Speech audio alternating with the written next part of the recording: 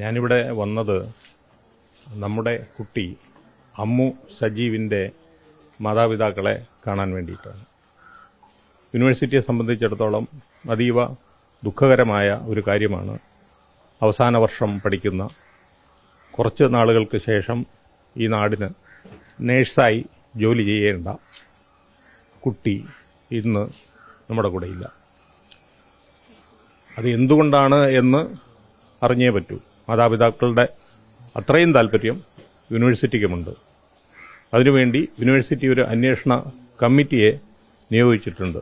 യൂണിവേഴ്സിറ്റിയുടെ Dean student affairs, കുട്ടികളുടെ കാര്യം മുഴുവൻ പരിശോധിക്കുന്ന dean student affair doctor V ഉണ്ണികൃഷ്ണൻ്റെ നേതൃത്വത്തിൽ ടീം ഇന്ന് രാവിലെ തന്നെ തൃശ്ശൂരുള്ള യൂണിവേഴ്സിറ്റി ക്യാമ്പസിൽ നിന്ന് പുറപ്പെട്ടിട്ടുണ്ട്.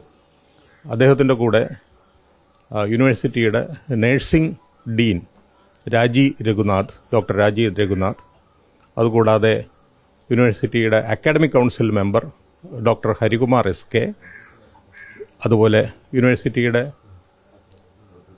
ബോർഡ് ഓഫ് സ്റ്റഡീസ് ചെയർമാനും പാരിപ്പള്ളി മെഡിക്കൽ കോളേജിലെ നഴ്സിംഗ് കോളേജിൻ്റെ പ്രിൻസിപ്പൽ ഡോക്ടർ സിന്ധു, ഈ 4 പേരടങ്ങുന്ന ടീം ഇന്നൊരു ഉച്ച കഴിയുമ്പോൾ ഈ കോളേജിലെത്തും.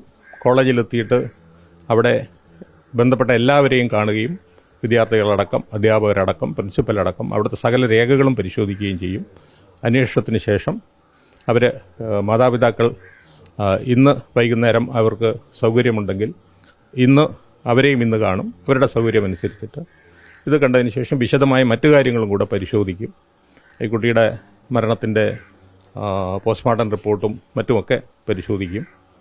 എങ്ങനെയാണ് ഈ മരണം സംഭവിച്ചിരിക്കുന്നത് എന്ന് കൃത്യമായിട്ട് നമ്മൾ അറിയണം. അത് യൂണിവേഴ്സിറ്റി അതിനുള്ള പരമാവധി ശ്രമം നടത്തുന്നുണ്ട്. പോലീസിൻ്റെയും എൻക്വയറി നടക്കുന്നുണ്ട് എന്ന് മനസ്സിലാക്കുന്നു. പോലീസും വളരെ കൃത്യമായി സത്യസന്ധമായി അന്വേഷിക്കണം എന്നാണ് യൂണിവേഴ്സിറ്റി ആവശ്യപ്പെടുന്നത്. നമുക്കറിയണം ഈ കുട്ടിയുടെ മരണം എന്തുകൊണ്ടാണ് എന്ന്. മാത്രവുമല്ല, ഇങ്ങനെ ഒരു കുട്ടിയും, ആരോഗ്യ സർവകലാശാലയുടെ കീഴിലുള്ള ഒരു കുട്ടിയും മരിക്കാൻ ഇടവരരുത് എന്ന ദൃഢനിശ്ചയം യൂണിവേഴ്സിറ്റിക്കുണ്ട്. 1,00,000-ലധികം കുട്ടികളാണ് നമ്മുടെ യൂണിവേഴ്സിറ്റിയിൽ പഠിക്കുന്നത്. അതിൽ 70% കുട്ടികളും പെൺകുട്ടികളാണ്. ആർക്കും തന്നെ ഇങ്ങനെയൊരു ദാരുണ അനുഭവം ഉണ്ടാവരുത് എന്ന് യൂണിവേഴ്സിറ്റിക്ക് നിർബന്ധമുണ്ട്. അതിനുവേണ്ട എന്തു നടപടിയും യൂണിവേഴ്സിറ്റി സ്വീകരിക്കും. ഇതിനാരെങ്കിലും ഉത്തരവാദി ആണെങ്കിൽ, വ്യക്തികളോ സ്ഥാപനങ്ങളോ ഉത്തരവാദികളാണെങ്കിൽ യൂണിവേഴ്സിറ്റിയുടെ പരമാവധി കർശന നടപടി എടുക്കുമെന്ന് ഞാൻ പറയുകയാണ്.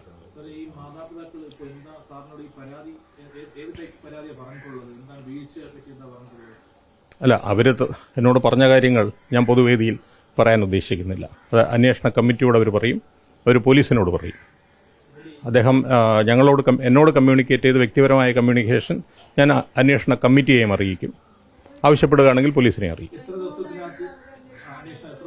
ഞങ്ങളുടെ റിപ്പോർട്ട് ഒരാഴ്ചത്തെ സമയമാണ് ഞാൻ അവർക്ക് കൊടുത്തിരിക്കുന്നത്. പക്ഷേ അതിന് മുമ്പേ തന്നെ പറ്റുമെങ്കിൽ റിപ്പോർട്ട് തരാൻ പറഞ്ഞിട്ടുണ്ട്.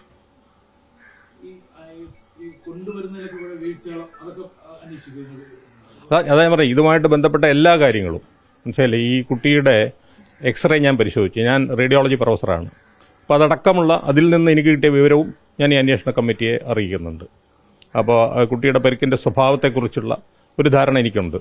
അപ്പോൾ അത് പോലീസിൻ്റെ എൻക്വയറിയും പോസ്റ്റ്മോർട്ടം റിപ്പോർട്ടും അതെല്ലാം കൂടെ പരിശോധിക്കണം. മെഡിക്കൽ റെക്കോർഡുകൾ അനുസരിച്ചിട്ട് എന്തായിരുന്നു കുട്ടിക്ക് വന്ന പരിക്ക്, ആ പരിക്കിന് അനുഗുണമായ ട്രീറ്റ്മെൻറ്റ് കുട്ടിക്ക് കിട്ടിയിരുന്നോ എന്ന കാര്യവും പരിഗണിക്കേണ്ടതുണ്ട്.